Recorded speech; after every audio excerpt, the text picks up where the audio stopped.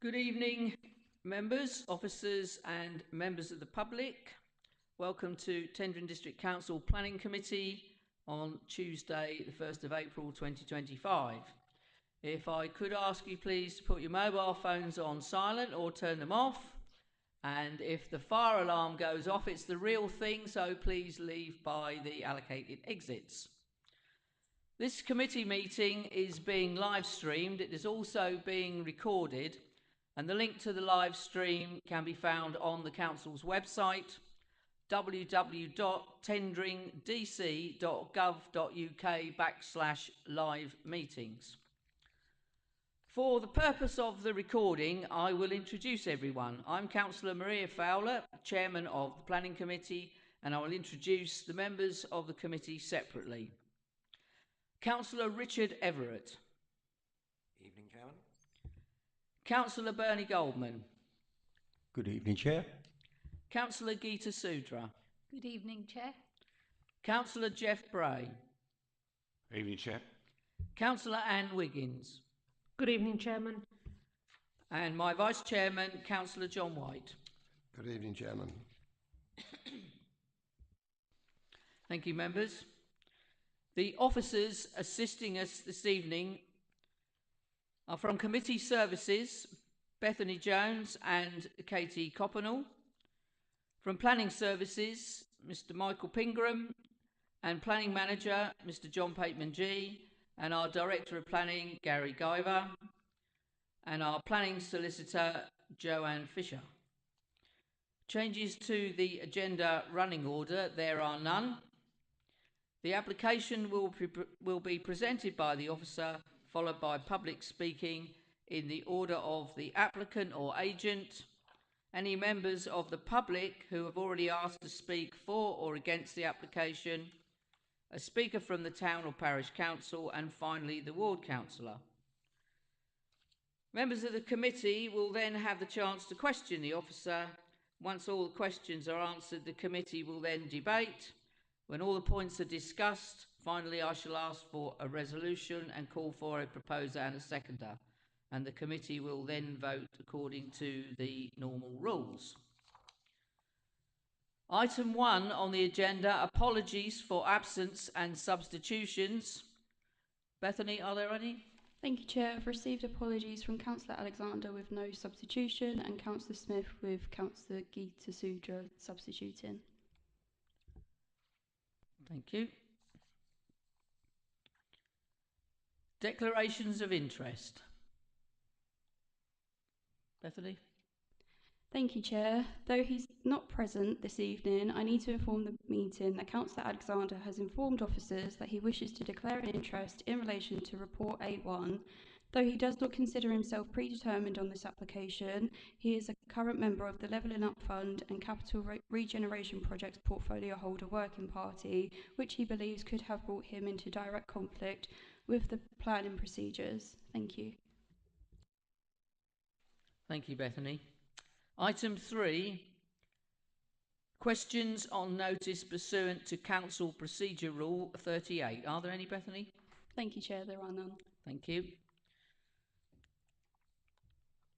So the one and only application on our list this evening is A124/0191114, land adjacent Victoria Street, Dovercourt. And to present this application for us this evening, our officer, Mr Michael Pingram. Over to you, Michael. Thank you, Chairman, and good evening, everybody. Yes, so this application is at land adjacent to Victoria Street in Dovercourt. It involves the demolition of the existing derelict number 20 Victoria Street and the redevelopment of the site for a four-storey residential building that will consist of 8 units, which are a range of 1, 2 and 3 bedrooms. The second site, sort of to the northeast of Victoria Street, is to be used as a car park to ancillary to the building. So here's just a red line site location plan. So the two sites, so site 1 on the left-hand side here, that is where the proposed, so you can see just at the bottom there is where number 20 Victoria Street is to be demolished, and the remaining site is to be the four-storey building. And then site 2 across the road here is where the proposed car park that will facilitate 8 parking spaces will be. It's just an aerial view of the site, so you can see it's a relatively urbanised area. There's a lot of predominantly residential properties in this section of Dovercourt. Further south, it becomes a little bit more commercialised. And just to the northwest over here, about 40 metres apart, you've got the train station. The site falls within the settlement development boundary of Dovercourt, within the adopted local plan. It's also an area prioritised for regeneration purposes, falls within the Dovercourt Conservation Area, and also is partly flood zone 2, partly flood zone 3. So yeah, quite a highly constrained site. The application is here before members on the basis that the applicant is tendering District Council and they're also the landowner. So I'll just run through some site photos. So this is a photo facing south towards the two sites. Site on the right hand side is where the built form will be, and on the left hand side where the car park will be. And this building where I'm just hovering over here, this is what's proposed to be demolished. This is looking southeast towards just the area of where the housing block will be, and again where I'm hovering is the building to be demolished. This is looking southwest again to the same part of the site, and again straight in front of you there is that building to be demolished, which as you can see is in a derelict state.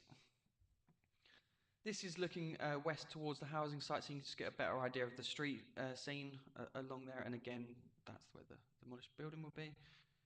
And this is just looking towards the car park, so you can see there's an adjacent residential property just there. This is a slightly better photo in that you can see it's just a sort of open site that's got nothing on it, it's just vacant as it stands. And then I just wanted to just share a picture of the former Victoria Hotel that was lost to fire approximately 20-25 years ago. But this is where the main built form is proposed to be. In this current application is just to give you a feel for what used to be there. So I'll just run through the plans. Again, on the left-hand side here, Site 1, this is the proposed building. It's predominantly 4 stories. If I just jump to the next slide, predominantly 4 stories, but it slightly reduces on this element here, and this is where the existing building that's proposed to be demolished is sited. And then on the other side of the road, you just have the 8 parking spaces. There's also 4 electric vehicle spaces, and it's sort of bounded by soft landscaping. So yeah, so here's the elevational drawings. If I probably skip forward to the other drawings, it might give you a better impression of how it will look. The floor layout plan, which shows the 4 stories, and this top story here isn't included, that bit there. There's a small garden area and cycle storage and bin storage at ground floor level, but predominantly otherwise it's all just residential, mixture of 1, 2 and 3 bedrooms. And this is a good street view image that just gives a good feel for how the proposal will look alongside that existing built form. So I thought 3D images might sort of help bring the scheme to life a little bit, but you can just sort of see the design has gone for trying to sort of mirror the previous historical use of the site, but also have a bit more of a modern take on that and make it more fit for sort of modern day living. So there's a couple of 3D images here that I'll just show you. Yeah, so in terms of the assessment of the application, the principle, the site's in the settlement development boundary for Dovercourt and in an area prioritised for regeneration purposes. Officers consider that it's a significant regeneration of what's a sort of derelict and vacant site. So for that reason, the principle of development is supported. In terms of the design, as I said, it will be a visual improvement to what's there at the moment. ECC Urban Design were involved at pre-application stage and have had good input into the design that you see before you, and they had support for the sort of defined public frontages, the inclusion of amenity space and the more traditional architectural approach. So for all those reasons, and the built form is kind of in keeping with what's there in terms of the design and scale, no objections are raised in that regard. Essex Heritage have been consulted as the site falls within a conservation area. In summary, they confirm that the poor state of number 20 does detract from the view of the terraces.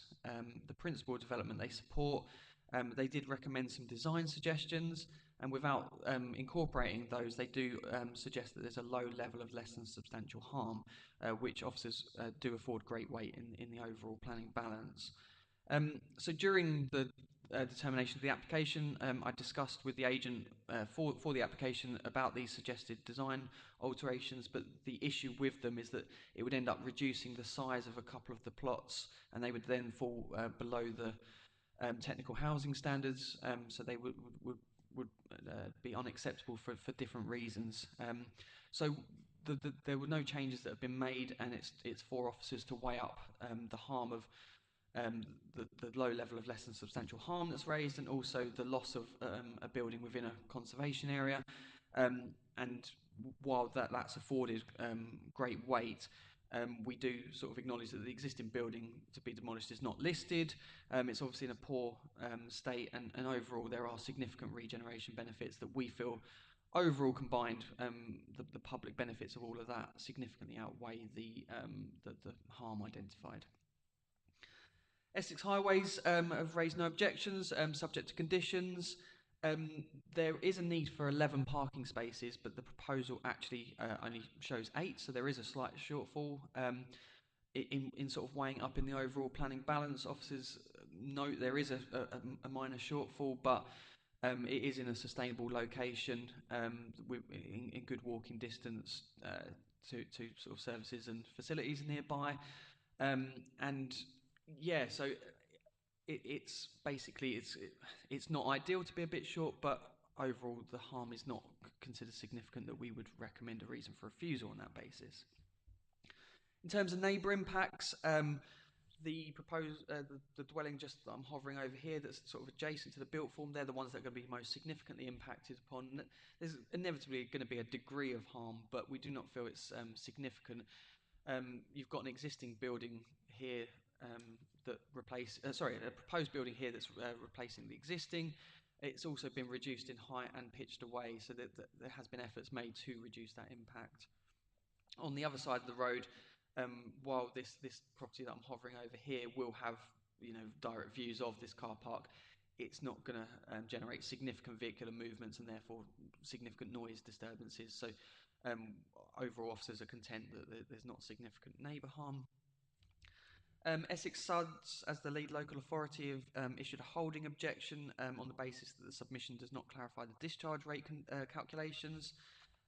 However, you might remember similar couple of schemes that I've brought to you in recent months where we've had a very similar position, but officers, that the information is being prepared, but we feel it can be dealt with via a planning condition, given it's not a greenfield site. The existing use of the site, and the fact it was historically a hotel on there as well, we're content that it can be dealt with via a planning condition. And again, that information is being prepared by the applicants, but just not ready for this planning committee. And then a last point is just to sort of note that the site is in a high-risk flood zone. The Environment Agency have been consulted. They've identified no objections. They're happy with the mitigation measures that are outlined within the flood risk assessment. And also, it's worth noting that the site has met the sequential test. So by that I mean that there's no other alternative sites that are located in a safer or lower risk flooding area. We have restricted the catchment area to the regeneration area around this area of Dovercourt, and it's been demonstrated there's no other sites that could meet this instead of this site. So overall, the site falls within the settlement boundary of Dovercourt and is a regen area, so the principle's fine. The design, scale and layout is considered acceptable, and it's noted that there is a bit of heritage harm that's been identified, but for the reasons I've outlined, we consider the benefits outweigh that harm. There's not considered to be significant harm to neighbours. All of the properties do meet the national space standards. Essex Highways raise no objections. There's that slight shortfall of parking, but the sustainable location outweighs that. And yeah, the Environment Agency have also raised no objections. So overall, the application is considered to be policy compliant and is recommended for approval. There is a couple of updates on the update sheet I just want to quickly run through. A couple points more typos than anything else, but the third point about condition 12, we've just tweaked the wording of it just to include reference to the details of the railings for the ramps that you can hopefully see in this image just here, and also just to add to that, we have, as of this afternoon, just consulted Historic England, just notified them of the application. We weren't aware previously that they needed to be notified of this application, but they do, so we've done that today, and so the recommendation is just going to be slightly tweaked just to be recommendation of approval subject to receiving no objections from them. If, of course, they did raise an objection and we couldn't overcome it, then we would bring it back to the planning committee, but on the basis that they wouldn't object, it would just be as per the recommendation. And that's it. Yes, so recommended for approval. Thank you. Thank you, Michael. And we have one speaker for this application. On behalf of the applicant, Tendring District Council, Mr. Lee Healy. Mr. Healy, if you'd like to take a seat, and from when you push the button and the red light comes on, you have 3 minutes. Thank you.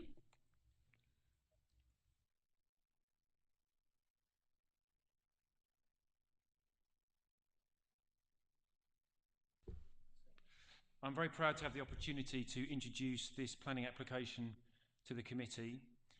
Regeneration in Dovercourt is very important to the council, and the Dovercourt Revisited Plan set out aspirations for the town centre in 2019, and this location has a pair of opportunity sites within that.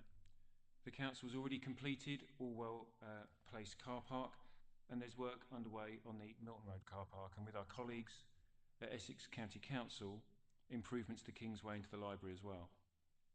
This development is part and a key part of that regeneration story in Dovercourt, bringing derelict sites back into use for social housing to be provided by the council for the benefit of local people. We've consulted with local residents and elected members on this development, and as a result chosen this site as the best place for the development in order to bring forward those regeneration benefits. And as has been noted, the development is planned on the site of the Victoria Hotel, which started as a pub back in 1861, sadly gutted by fire in June 2005, and that has left a blight in the area of Dovercourt ever since, and it's been a real eyesore.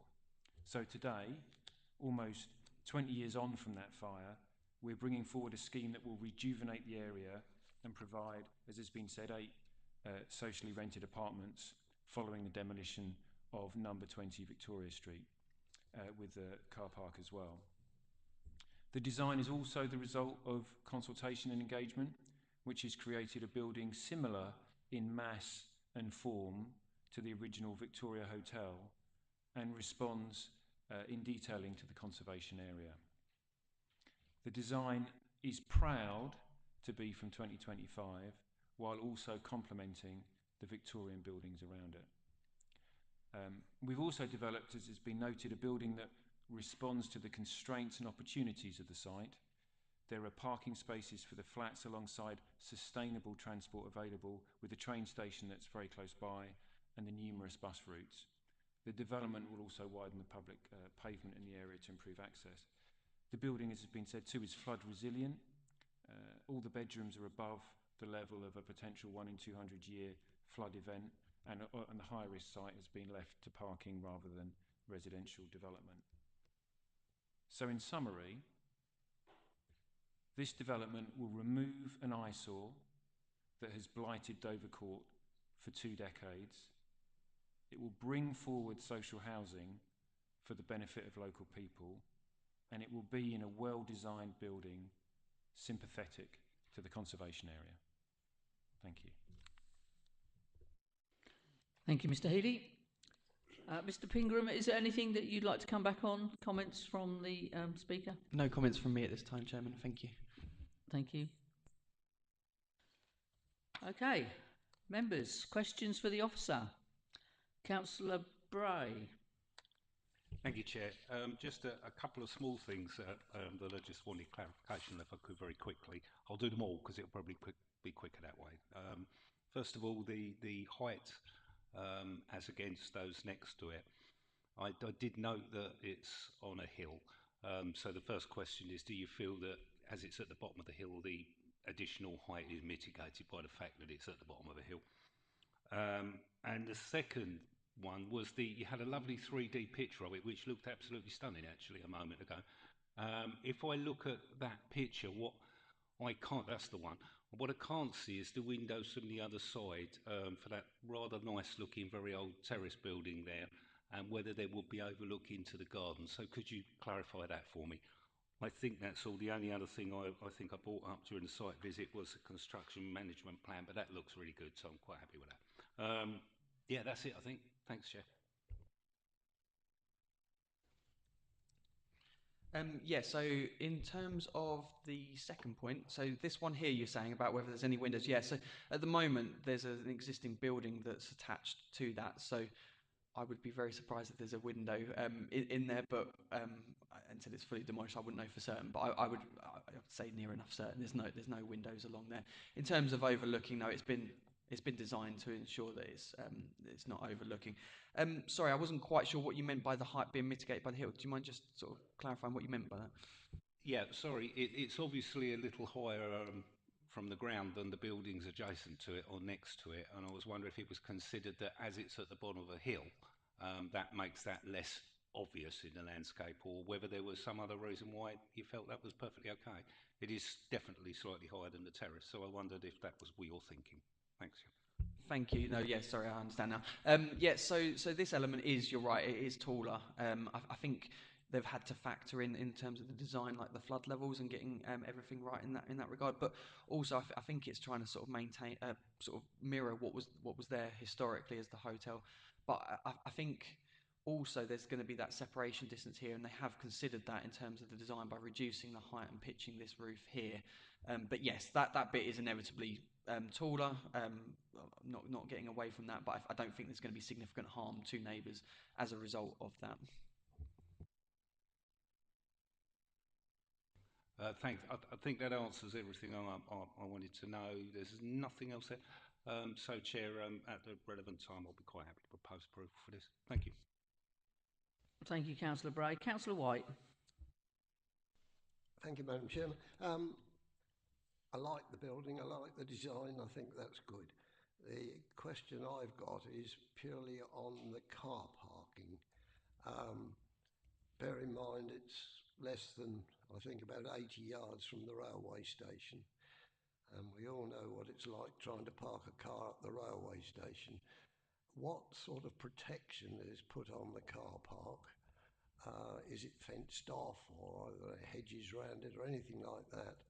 Because we've got two or four electric points on it, and if it's open plan, which it appears to be, I'm not quite sure how you make certain that those electric points are on.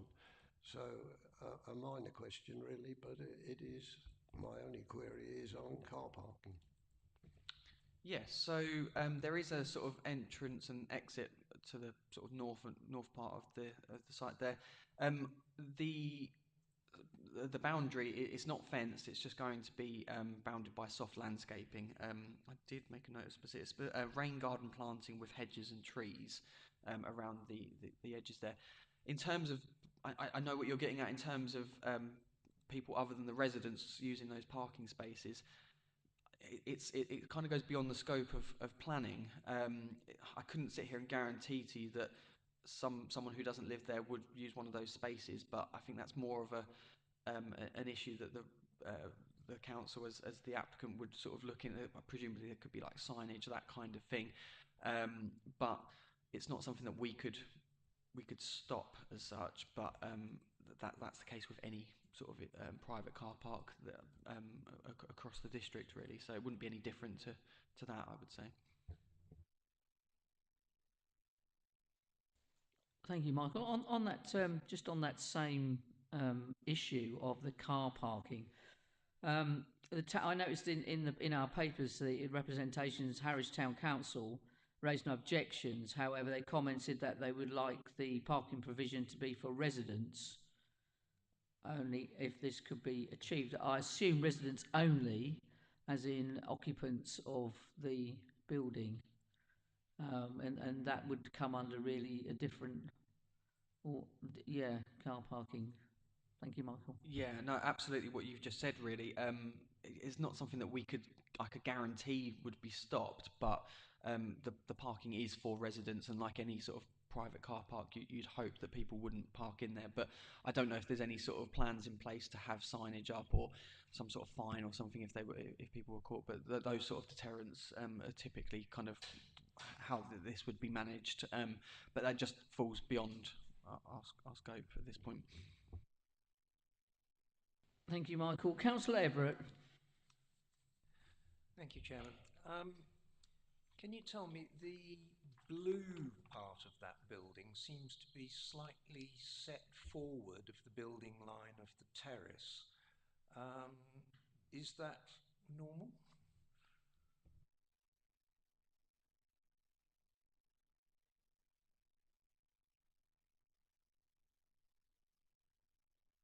Yeah, it is set forward. It is set forward. Yeah. Yeah. And is that exactly the language? Well, the hotel and the building, if you get the photo of the building there at the moment, isn't that set forward? So if you can see the angles you've got there, actually. I believe it was following the existing line of the building that's already there, so it is already slightly set forward. The trouble is you're looking at a kind of a bookend, if you like, to the terrace. So you have the terrace that follows a formal line of design, and then you kind of hit into this sort of buffer building, if you like, which projects out, and then you've got the hotel, which comes into a totally different design context historically, and effectively this is repeating that, but obviously in a different way. And this is similar to the other side of the terrace. If you go down to the other side of the, right down the road and see the other end of this terrace, the same approach is taken. It's kind of popular, kind of urbanised Victorian approach to housing such as this. Thank you. Councillor Goldman. Thank you, Chair. Yeah, my question is actually the same as what Councillor White asked about the parking. It's for residents only. Yeah. Is there some sort of measure that you're going to put in, like a gate or something, where they can exit and enter? Sorry.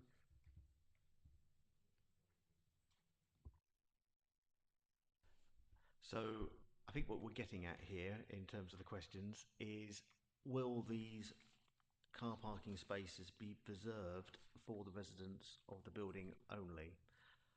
We don't, I'm just double checking, my colleague will tell me, we don't currently have a planning condition to safeguard these spaces for the residents only.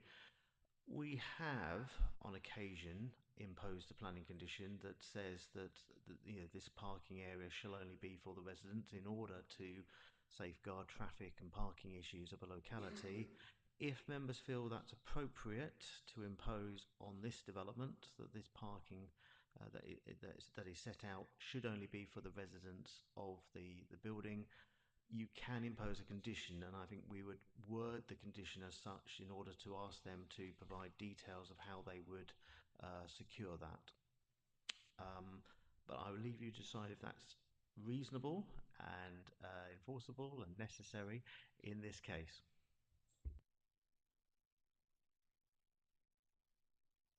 Thank you for that. Just going back to, I'll bring Councillor Wiggins in a minute. Just staying on that car parking. If we were to condition that as such, so it would be the occupants of the building that would be parking in there, I wonder if there could be issues in the future with someone who is an occupant of the building, doesn't have a vehicle, and they have a friend come to visit, parks in the car park, and they're slapped a fine on, or something like that. That's what I'm thinking. would that be a little bit too heavy-handed? Thank you. Anything from a parking point of view, we wouldn't be getting into how we would manage it in terms of fining. Our simple thing would be that, the best way of wording it would be that the occupiers only have parking provision within that. And I appreciate that that then does cause difficulties that other guests technically would be in breach of that condition if it's worded that way. It could get quite complicated in terms of what is the arrangement.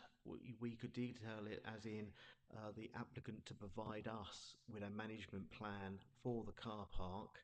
If that management plan is detailed enough that it allows for guests occasionally, or however that might be worked out, we can be flexible in the respect of that, but still secure what members are looking for, which is not having the public just using the car park at their discretion.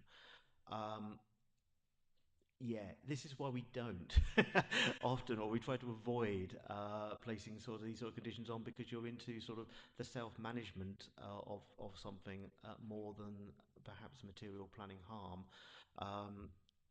At the end of the day, we have parking in association with this development that we feel is adequate and likely to be used in the context of the proposal. Like I said, there is no harm in putting a condition on, but we would have to work out the details. So I would ask that you would allow us the delegation to work out the detail of that particular condition, but it would be on the lines of prior to occupation that the management of the car parking area be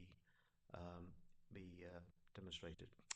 So I can come up with that later on if you wish to go down that road. Thank you, Mr. Pateman G. Councillor Wiggins. Thank you, Chairman. I think it's really good that there's going to be something on this site, but what concerns me is, apart from the fact that it's got a fourth floor and it potentially is very imposing, is the colour of it.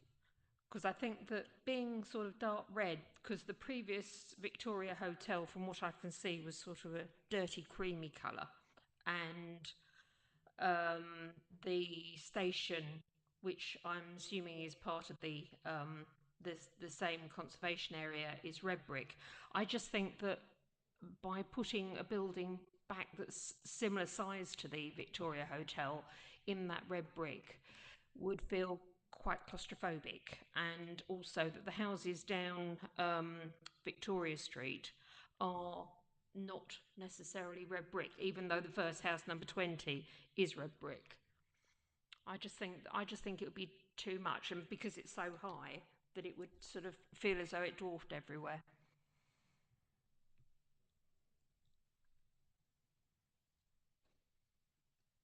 Yeah, I note your comments. It sounded more like an opinion than a question. So I'm not, is it possible that we can does it have to be red brick?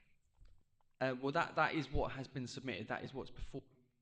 Yeah, is. And we consider in sort of design terms, we're happy with what's been provided. Yeah, that's where we've fallen. Yes. Councillor Bray. Thanks, Chair. Beauty's in the eye of the beholder. I quite like the red bricks, but there you go. Well, we're all different, I guess. I just wanted to go back to the car parking point. If it's helpful, I have exactly the same situation. I live right next to a railway station. We have residential parking, and in fairness, it is honoured by most people, and when it isn't, the residents are usually quick to deal with it. We do have signs saying residents only, but I would question, even if you did put those restrictions on, how would you enforce it? Really, really difficult. So I understand the problem. Unfortunately, some people don't respect signs. Most fortunately do. Yeah.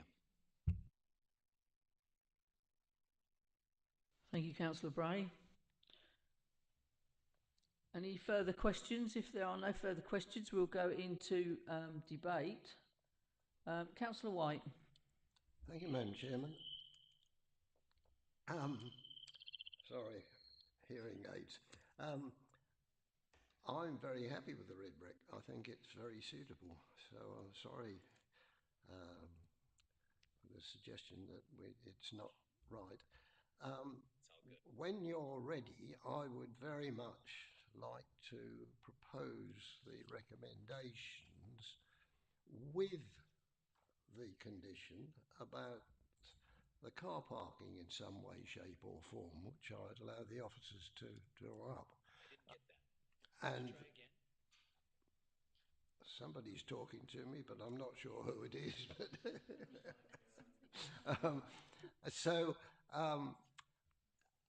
and the reason I would like to put the condition in is that, as Michael has pointed out, this development would normally have 11, we'd be looking for a minimum of 11 parking spaces, but we're only going to get 8 in this particular case, and I think those 8 ought to be protected some way for the residents in this particular block.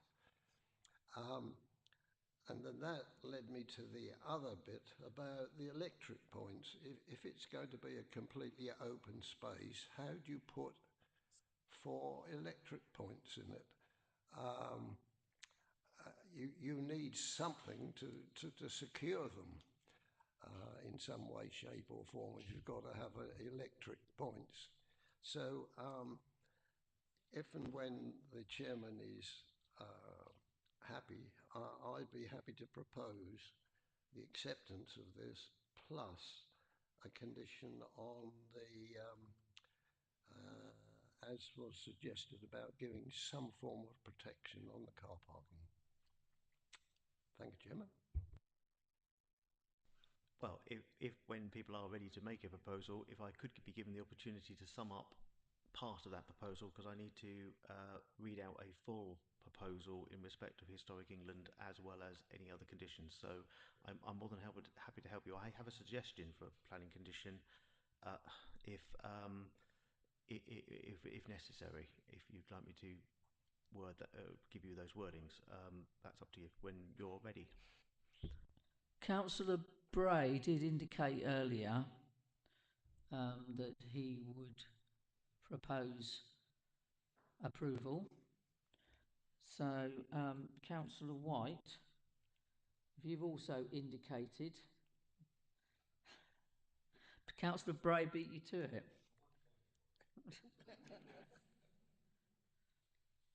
Right. So, so therefore, then you're happy to leave that with Councillor White, are you? Yeah. Okay. All right. Fair enough. So you're proposing, with the words which we are now going to be given by Mr. Pateman G.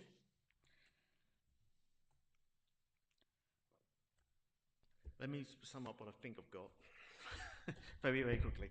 Didn't think this would be so complicated. Right, okay, bear with me. So the recommendation before you, if I can put it this way, and I do apologise, we don't normally have such a last-minute change to a recommendation such as this, but unusually, the council developing land in a conservation area to an unlisted building and is being demolished is a very specific point within the regulations that comes up like once in a blue moon, and we never realised. So we luckily caught it today, which is good. But I apologise, we didn't actually. I've never come across it before, but it does require notice to be given to Historic England purely because it's our development and we have the intention to develop it ourselves, which, like I said, doesn't come up that often. Anyway, we move on. So let me just summarise that to you. That the Head of Planning and Building Control be authorised to issue the grant of planning permission subject to 1. Notice being first given to Historic England for this resolution, and either A. No comments being received from Historic England within 21 days from the date of that notice, or B. Comments being received from Historic England at any time within the 21-day period, raising no objections. If a negative response is received, the application will be referred back to Planning Committee for consideration. And the conditions as stated in paragraph 10.2 of your officer report, an amendment to condition 12 as per your update sheet, or as varied as necessary, the normal wording of that applies. And then any informative notes as necessary. And finally, an additional condition as being discussed, I've written it very roughly as prior to the first occupation of the site, management to secure the car park for the use of the residents and guests shall be approved in writing by the local planning authority and thereafter implemented and maintained as approved. Councillor White, are you happy with that? Yes. All right, and I just heard Councillor Bray indicate you're happy to second that. Okay, so if there are no further comments, we have the proposal. We have a seconder, Councillor Bray. So, could I have a show of hands for approval for this application, please? 1, 2, 3, 4, 5, 6 in favour. Those against? None. Abstentions, please. 1. So this application is approved. Thank you, members. So that just leaves me with one last thing on the agenda, which is to tell you all that the date of the next Tenterden District Council Planning Committee meeting is to be confirmed. So no doubt if you go to the website, the date will be on there very soon. So thank you.